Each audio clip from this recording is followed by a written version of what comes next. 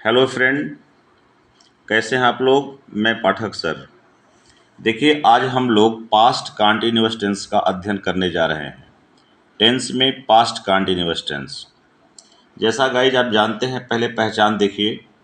Past continuous tense का अर्थ होता है बीता हुआ जारी काल।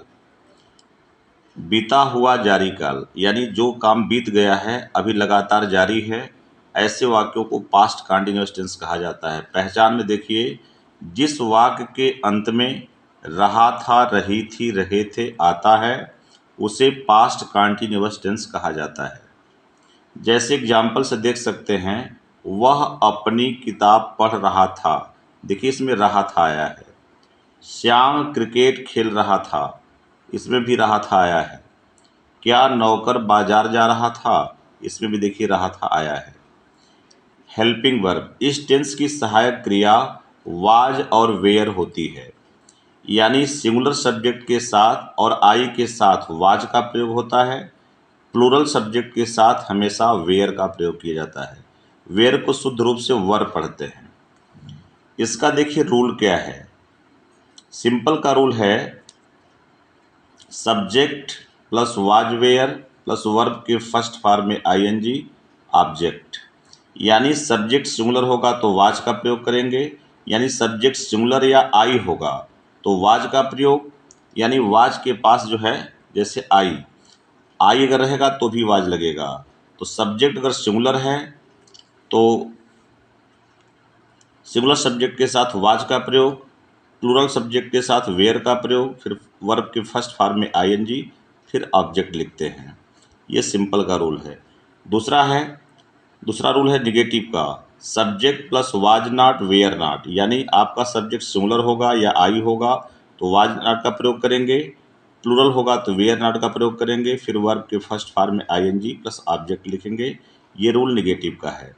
यदि कोई वाक्य हिंदी का क्या से प्रारंभ होता है तो सब्जेक्ट के अनुसार पहले वाज वेयर का प्रयोग करेंगे, फिर सब्जेक्ट रखेंगे, उसके बाद वर्ब के फर्स्ट फॉर्म में आईएनजी लगाएंगे, फिर ऑब्जेक्ट लिखेंगे, फिर क्वेश्चन मार्क लिखेंगे। नियम को आप बारीकी से समझते जाएं। यदि कोई वाक्य यदि किसी वाक्य के बीच में इंट्रोगेटिव शब्द आया है तो क्वेश्चन वर्ड को पहले लिखेंगे, फिर सब्जेक्ट के अनुसार वाज वेयर का प्रयोग करेंगे, उसके बाद वर्ब के फर्स्ट फॉर्म में आईएनजी, उसके बाद ऑब्जेक्ट, फिर क्वेश्चन मार्क। उसके बाद देखिए, यदि कोई वाक्य कौन से प्रारंभ है या किसी वाक्य में कौन शब्द आया है तो पहले हु लिखेंगे, फिर हु के अनुसार वाज का प्रयोग होगा। हु के साथ सदा वाज का ही प्रयोग होता है। Who plus was plus verb के फर्स्ट फॉर्म में ING plus object plus question mark.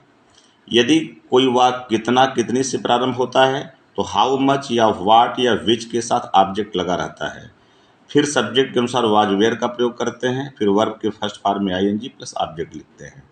तो गाइज, आप जो है इसके रूल को समझ गए होंगे। अब देखिए, इसका जो है एग्जाम्पल, वह विद्यालय जा रहा है, तो वह सब्जेक्ट है, विद्यालय ऑब्जेक्ट है और जा रहा है वर्ब है। तो ही सिंगुलर है, मैंने वह शब्द जो है सिंगुलर सब्जेक्ट है तो इसके साथ वाज लगेगा। तो he was going to school, यानी जो क्रिया है, क्रिया के फर्स्ट फॉर्म में आईएनजी लग गया है, तो he was going to school. वह एक मधुर गीत गा रही है, तो यहाँ वह सब्जेक्ट है, एक मधुर गीत जो है आपका ऑब्जेक्ट है, गा रही है यह जो है वर्ब है। तो she was singing a sweet song, पहले सब्जेक्ट लिखेंगे, फिर वाज वेयर लगाएंगे, उसके बाद वर्ब के फर्स्ट फॉर्म में आईएनजी। तो she was singing a sweet song. वे लोग घर नहीं जा रहे थे, ये निगेटिव सेंटेंस है। तो वे लोग की अंग्रेजी दे होती है, दे के साथ वेयर नॉट का प्रयोग होता है, तो they were not going home. Home से पहले टू का प्रयोग नहीं होता है, अगर हाउस है तो हाउस के पहले टू का प्रयोग हो जाता है। उसके बाद कोई भी सेंटेंस अगर क्या से प्रारंभ, देखिए जैसे क्या वह नौकर को बुला रहा था, क्या शब्द जब पहले आ गया तो सब्जेक्ट के अनुसार वाज वेयर का प्रयोग पहले करेंगे। तो सब्जेक्ट आपका ही है, एक वचन है, इसलिए वाज का प्रयोग हो गया। तो was he calling the servant. वह कहाँ जा रहा था, देखिए इंट्रोगेटिव शब्द जब बीच में आता है तो सबसे पहले उसकी अंग्रेजी लिखी जाती है। वेयर वाज ही गोइंग, पहले इसका अंग्रेजी लिखेंगे, फिर कर्ता के अनुसार वाज का प्रयोग करेंगे या वेयर का प्रयोग करेंगे, उसके बाद सब्जेक्ट, फिर वर्ब में आईएनजी। तो वेयर वाज ही गोइंग, उसे कौन गाली दे रहा था। अब देखिए कौन शब्द आया है, तो जिस वाक्य में कौन शब्द आता है स्वयं सब्जेक्ट होता है। तो हु वाज एब्यूजिंग हिम, उसे कौन गाली दे रहा था, हु वाज एब्यूजिंग हिम। उसके बाद है वह कौन सी पुस्तक पढ़ रहा था। अब कौन सी एक ही में, कौन सी पुस्तक एक ही में है, तो which book was he reading. तो गाइज आप इस पूरे रूल को देख करके आप जो एग्जाम्पल को देखिए और अपने से सेंटेंस लेकर बनाने का प्रयास कीजिए। धीरे धीरे आप सब सीख जाएंगे। और देखिए किसी वाक्य में अगर अपना शब्द आया, अपना अपनी शब्द आया है, तो अपने की अंग्रेजी क्या होती है, क्योंकि जो पॉजिटिव केस होता है उसी के अनुसार अपने की अंग्रेजी बनाई जाती है। तो आई के साथ अपने की अंग्रेजी माई होता है। जैसे मैं अपनी किताब पढ़ता था, तो I read my book, I read my book. इसी तरह से वी के साथ अपनी की अंग्रेजी अवर हो जाएगी। जैसे हम लोग अपने स्कूल जा रहे थे, तो we were going to our school. You के साथ अपनी की अंग्रेजी योर होती है। जैसे तुम अपने स्कूल जा रहे थे, तो you were going to your school. इस तरह से दाऊ, दाऊ मैंने सिर्फ तुम होता है, दाऊ के लिए अपनी की अंग्रेजी दाई होती है। ही के साथ अपने की अंग्रेजी हिज होती है। सी के साथ अपने की अंग्रेजी हर होती है। जैसे वह अपनी पुस्तक पढ़ रही थी, तो she was reading her book. It के साथ इट्स का प्रयोग होता है अपने के लिए, और दे के साथ देयर का प्रयोग होता है। जैसे वे लोग अपना काम कर रहे थे, तो they where doing their work. तो गाइज आप समझ गए होंगे कि अपने की अंग्रेजी क्या होती है। हालांकि इंग्लिश में अपने की कोई मीनिंग नहीं होती, जो पॉजिटिव केस होता है उसी के अनुसार अपने की अंग्रेजी बनाई जाती है।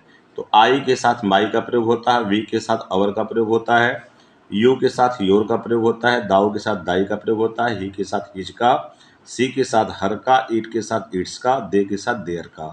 तो गाइज अब आप पूरा समझ गए होंगे पूरे स्ट्रक्चर को। इसको देखकर आप बनाएंगे। यदि आपको वीडियो पसंद आया हो तो लाइक करें, सब्सक्राइब करें। मैं Pathak sir, thanks all of you. Okay.